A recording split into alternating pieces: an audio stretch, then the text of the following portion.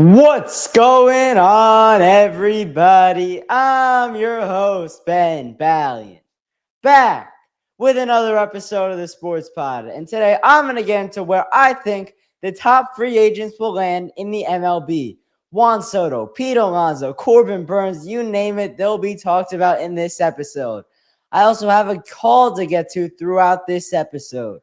I'll get into all of it on the other side of the intro. Hit it. DiVincenzo at three. Bang!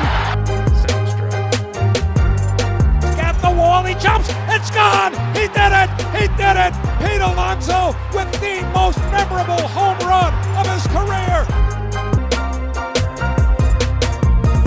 All right, getting into the episode, and let's just jump right into it. Let's start with the big fish, the generational talent, Juan Soto. Now, let me start with this. For Juan Soto especially, I think he's going to take the top dollar.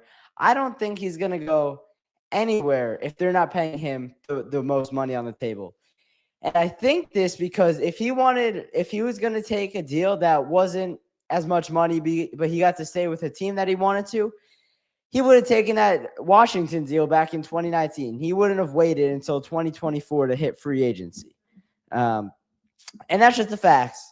He's gonna go to whatever team pays him the most, and whatever team that is, they're gonna have to pay him a lot of money because there are rich owners in on this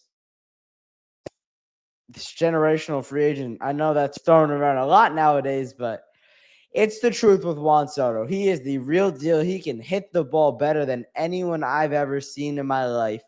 I would say he's better than Aaron Judge. From a pure hitting wise, Aaron Judge is probably the best power hitter, but I would say Juan Soto is the better all around hitter with his walks and his hitting for average and just everything else he does while he's hitting, because he is so much more than a power hitter, and Aaron Judge is too, but Judgy does not have as much of that element that Juan Soto brings to the table. And the thing is, for Soto and the Mets, just taking a second on the Mets, because, I talk about the Mets quite a bit on this podcast. Steve Cohen's the only owner that has hosted Juan Soto at their household. Juan Soto and Scott Boras were hosted by Steve Cohen at Cohen's mansion. And I think that definitely plays into it. But at the end of the day, does Juan Soto fit into David Stern's plan? Is David Stearns going to be willing to give Juan Soto that $650 million contract that I think he's going to get from one team or another? Because he's not gonna. I think he'll be right around Ohtani's contract, and it'll definitely be longer. So the AAV will be lower, but the years will be higher. And I've proposed my idea on the podcast where I say 4 years, $300 million deal. Those 15, 16-year deals, they never work out. That Juan Soto something's gonna happen. He's gonna get injured. He's not gonna produce as well. And at 15 years, 150 or $650 million, you're gonna be stuck with the back end of that contract, and there's not gonna be a way out of it. And if he brings the Mets a World Series ring, I'm all for it. But if it happens within the first 2 or 3 years and you're stuck with Soto for another 12, 13 years, I don't know, that's a lot of money to be paying for someone who's not that great of a player. And I think he'll always be a really good player, an all-star level player. But it's good, like, is he going to get injured? There's so much that goes into those super long-term deals.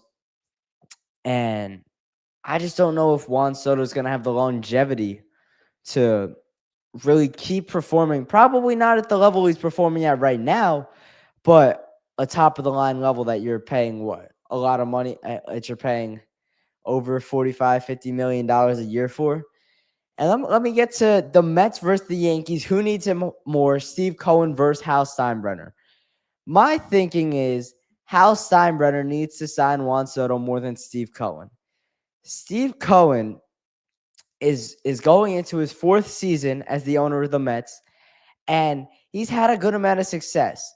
The Mets had the 100-win season in 2022, and they just went to the National League Championship Series. So Juan Soto would like to come into a winning team. I would believe. I don't think he wants to go to the A's or just a team that's not in the mix really ever, and have to deal with those with what comes with that. I think he wants to go to a winning team, but I also think, getting back to the Steve Cohen debate, that Steve Cohen has a little bit more leeway and he has a little bit more leniency with Mets fans because he hasn't done much wrong. I mean, he did go. I think he overrid Billy Epler a little bit going into the 2023 season, signing Justin Verlander. That move obviously didn't work out, and that whole team was just not a lot went wrong that year. I don't want to get into that.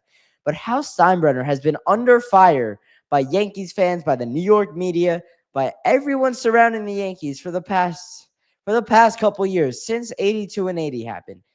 This was their first World Series appearance in 15 years. They haven't won the World Series in 15 years. Hal Steinbrenner is not his dad. He'll never be his dad. He'll never be the boss George Steinbrenner. He's just not gonna pay for World Series like George did. And Juan Soto is just different. I mean, Juan Soto is 26 years old. He's still entering the prime of his career. This is the guy that you want to put all that money into. This is the guy where if you're going to give a free agent $650 million, that guy is Juan Soto. And I say this because of his age, because of what I've seen from him on the field, and because the Yankees have had bad luck with the big contracts that they've given out. I mean, you look at Joey. I don't know. Joey Gallo was just a bad trade, but like that whole era, the Sonny Gray trade, all those guys that they brought in, none of them worked out. Those guys were supposed to be like really good, top of the line guys. Frankie Montas. But Juan Soto is different. Juan Soto is the real deal. And you saw how he played in New York this past season. And I say that to say this. Juan Soto has proven that he can play in New York. He's a generational talent, and he's only 26 years old. Why wouldn't you give him that $650 million deal? The stars are aligning for Juan Soto. That's the thing. A lot of the time, these guys, when they're looking for their contracts, they're 30 years old. They had their best year about 2 or 3 years ago, and they're never going to be as good again. Juan Soto is different. His best years are still in front of him. So if I'm Hal Steinbrenner or I'm Steve Cohen, I have to be putting all my resources into him, and especially Hal Steinbrenner, so I can uphold my relationship with Yankee fans. And Soto, he's got 5 offers from 5 different teams: the Mets, the Yankees, the Dodgers, the Blue Jays, and the Red Sox. If the Dodgers sign Juan Soto, if they do, I will be so mad because it's just good. It's good. The National League and the MLB they're going to be done for the next 10 years, 9 years, because Juan Soto, Shohei Ohtani, Yoshinobu Yamamoto, Freddie Freeman, Will Smith, like these are all all-star guys that I'm naming. Their bullpen is ridiculous. Rob Manfred is going to have to pull a David Stern and veto it. Like he vetoed Kobe to the Hornets, I believe. Whatever the Kobe trade was. That would be such a ridiculous team, and I honestly don't think it would be fair. But if I'm going down the list, I think the teams that are really in on him are the Mets and the Yankees. Those are the top 2 teams. The Red Sox I'm not really worried about, although if you had a Jarren Duran, Juan Soto outfield, it would be scary hours. Those 2 guys are both awesome. Jarren Duran is a ton of fun to watch. So is Shohei Ohtani. They're both incredibly talented players. The starting outfield for the American League in the All-Star game could be Aaron Judge, Jarren Duran, and Juan Soto. That would be ridiculous. The Blue Jays are interesting, although they never actually pay guys. I feel like they're always in the mix on these guys, like Shohei Ohtani last year. But when was the last time they really signed one? The Dodgers you have to respect just because of what they did. I don't think they're going to sign Juan Soto, though, unless the Dodgers owner plans on selling the team after like 10 years. Because if he did that, he signs Shohei Ohtani, he defers all that money. He signs Juan Soto, and Soto defers a ton of money. That would be craziness. And then the Dodgers go for sale after like 8 years. And with Shohei Ohtani's $60 million years looming over the next couple of years. But overall, I think the Mets and the Yankees are the top two suitors for Soto. And that's why I spend the most amount of time on them. They're really the only two guys I think that are the only two teams that are legit to sign Juan Soto, who is an absolutely generational talent. All right, next player is going to be Corbin Burnes. I think Burnes is going to be the second domino to fall as we progress in free agency. I think the first guy's definitely going to be Soto. And then after Soto goes, all the suitors for Juan Soto are going to gather around Corbin Burnes and throw a ton of money at them because they have it left over from not getting Juan Soto. And if you're the Mets or the Yankees, you don't get Juan Soto, and it would be an incredible disappointment to New York as well. I don't think you go after Corbin Burnes, especially if you're the Mets and you're David Stearns. The thing with David Stearns is pitching is going to be almost like patchwork every year. They're never going to have a set rotation for 5-6 years. It's always going to be patching the rotations together, bringing new guys up from the minors, Tyler McGill type guys.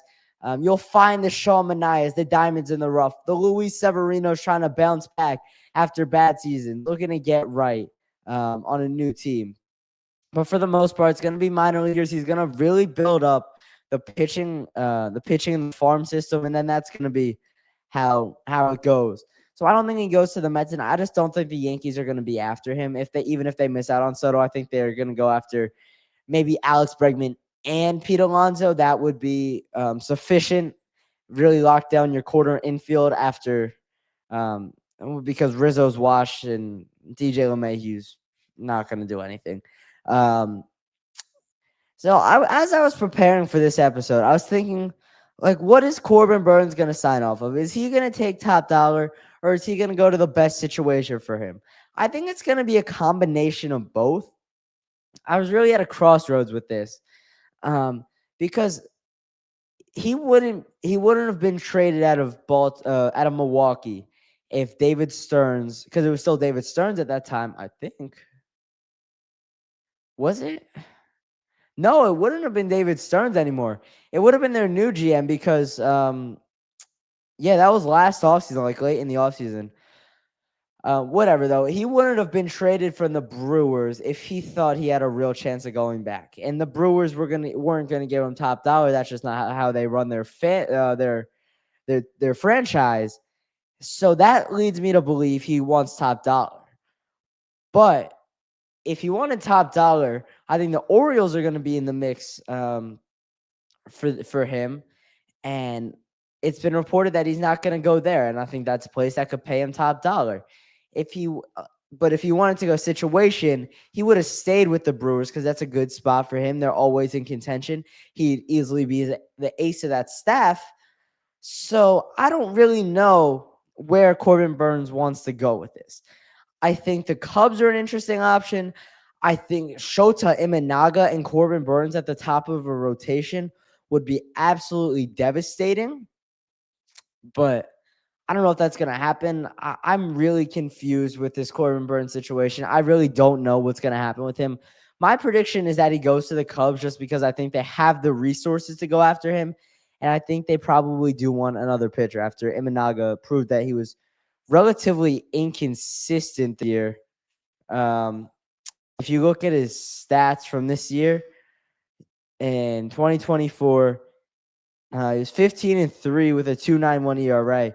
But it felt like at some point in the middle of the year, he went through a little slump, which happens to everybody. He's not alone in that, but he was good for the most part. So, but getting back to Corbin Burnes, I'm really confused.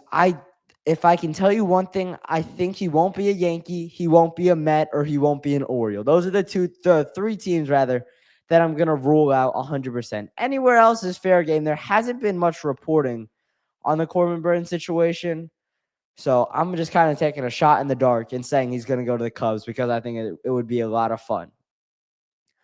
All right, let's get to the next guy. And let's get to Alex Bregman, an aging third baseman. He's played his whole career in Houston. He's 30 years old, and here's the guy I was talking about. Like the Juan Soto. Bregman's looking for his massive contract now. I think Scott Boras said in between two and 300 million. And with Alex Bregman, I don't know. He feels older than 30 years old. So if I'm going to sign him, I would only go for maybe a 2 or 3 year deal. I think that would be very good for the Yankees. I think he would fit very well on the Yankees. Because you're gonna be done with DJ LeMahieu, and it's gonna depend. Do you bring back Gleyber Torres? That's gonna be the big question. Because if you're gonna bring back Gleyber Torres, I would like to see Oswaldo Cabrera play third base. But if Gleyber Torres is gonna walk in free agency, then I would like to see Waldo play second, and then you bring in either an Alex Bregman or Willy Adames to play third base. That would be my ideal situation as a Yankee fan. But I don't know. You can't trust the Yankees with Brian Cashman and Hal Steinbrenner anymore. I mean, it's just not what it used to be. Before, they would be in on Soto, they'd be in on Bregman, they'd be in on Burns, they'd be on all three of them, and it'd be realistic they get all of them in one offseason. They were the Dodgers of the 90s. It was ridiculous. Because I was there for every game. So that's what I think. I know I'm saying that a lot, but he could go to the Yankees for sure. I don't think he's going to be in David Stern's plan as a Met. But I do think that he could end up on the Mets if the price is right. And that's the case with anybody. For the Mets, they're going to scout out these bargain deals. They're going to try to get everybody they can on a bargain contract. And it might be a good thing. It might be a really bad thing because they may end up with none of these guys. That's a realistic possibility, even though they do have the richest owner in the sport. So Alex Bregman, I think this is one of those contracts where Scott Boras might drag it all the way into spring training, and it could impact his play in April, almost like what JD Martinez did this year, what Matt Chapman did this year. A lot of guys did it this year. This year was very prone to it. It hasn't been like that so much in the past, but I think Shohei Ohtani waiting all the way till like mid to late January to sign really threw a wrench in whatever plans those guys had of signing early. But overall, my prediction for Alex Bregman is I think he does go to the Yankees on a 2-year contract. I think that would be really good for the Yankees. They would be in a much better spot as a franchise now that they have at least one of the corner positions locked down, and not long term, just for these next 2 years. And then you see what you have in the farm system, whether it's, I don't know, Oswaldo Peraza, you want to move him to third base, or even Anthony Volpe if that's the guy you're choosing to move to third. But it seems like Volpe will be the shortstop of the future. But Peraza could come up and play third. And Oswaldo Cabrera could play second base. There's a lot that has to go into it for the Yankees, but I do think it will happen, and Bregman will end up being in the Bronx, which would be a crazy turn of events because he was one of those guys on the 2017 cheating Astros squads that beat the Yankees. He was part of the big bad Astros that the Yankees could never get past in the playoffs. So that would be interesting. And then from a Mets perspective, just getting to that real quick here, I wouldn't mind bringing him in, but I do think he's a little bit on the older side, especially with the other options that are out there. Maybe who Adames is, let me see. Willie Adames is 29, so they're at around the same age. I don't know. I think Adames is just more athletic. I would rather have Adames for his defense, his athleticism, his speed. I'd rather have Bregman's bat, though. But overall, I would rather have Vientos at third. and then bring back Pete at first base maybe, and so you can see what your options are for first base. That's not that big of an issue. But there is a very good possibility that Mark Vientos plays first base next year for the Mets. And if Alex Bregman becomes a Met, or Mark Vientos will be a first baseman. All right, let's get to the aforementioned Willie Adames. I definitely believe he's a little bit overrated, and I definitely believe he might get overpaid. If he gets overpaid, he's not gonna come to the Mets. The Mets will never overpay in this David Stearns era. That's just not gonna. It doesn't he doesn't operate like that. I think in all likelihood, Willie Adames will be a third baseman on opening day next year. I don't really know where. Honestly, I think he's another guy. I think maybe the Texas Rangers can use him, but they have who's their third baseman? They have a younger. Yeah, they have Josh Jung at third base, so I don't think they would be in on him. Maybe the Astros would be in if Bregman walks. I don't know. The Angels have been weirdly active, so maybe they'll be in. There's going to be a lot of suitors for Willie Adames. He's not going to get paid anywhere near Juan Soto or anything. That goes without saying, but he's definitely going to get a good amount. I think he does get overpaid, though. All right, last guy before I get to the one call of the episode. It's Big Pete Alonso, one of the most prolific power hitters over the last 5-6 years in the entire MLB. Now, my thinking with Pete is that somebody's going to overpay for him. Somebody's going to give him one of those contracts where it makes no sense why he's getting it, and it's going to prove to be a bad deal. I think it's either going to be the Giants or it's going to be the Cubs that are going to overpay for him way too much money. They're going to give him like $150 to $200 million. And it's going to take the Mets out of the running because I'm going to be honest with you, the Mets aren't going to give him that big deal. The only way he comes back to the Mets, in my opinion, if he's circling back on sort of a last-ditch effort and he just wants to sign to an MLB team and he just needs to go somewhere because he's not on a con. He doesn't have a team to go to. That's like a realistic outcome for Pete Alonso because I don't know how many teams are going to want him. Like I said, I do think that he will get a big deal by some other team that he doesn't deserve, but I don't think it's with the Mets. I think he'll go to the Cubs or the Giants. Either one of those teams is my prediction.